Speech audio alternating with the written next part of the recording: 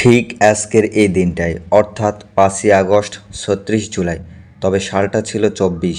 এক বছর আগের এই দিনেই বাংলাদেশের সব জায়গায় শান্তিপ্রিয় শিক্ষার্থীরা খুনি হাসিনার পদত্যাগের দাবিতে আন্দোলন করে।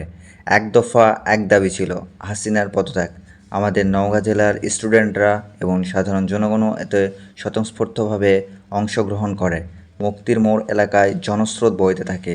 পুরো দেশ জুড়ে হাসিনার পদত্যাগের জন্য তোলপাড় শুরু হয়ে যায়। তারপর আসে সেই মাহেন্দ্রক্ষণ। দুপুর ২টা ৪৫ নাগাদ খুনি হাসিনা দেশ ছেড়ে পালিয়ে যায়। গণ অভ্যুত্থানের মাধ্যমে অর্জিত হয় দ্বিতীয় স্বাধীনতা। তারপর নওগাঁর মুক্তির মোড় এলাকায় স্বাধীনতার আজান দেওয়া হয়। এভাবেই অর্জিত হয় আমাদের দ্বিতীয় স্বাধীনতা।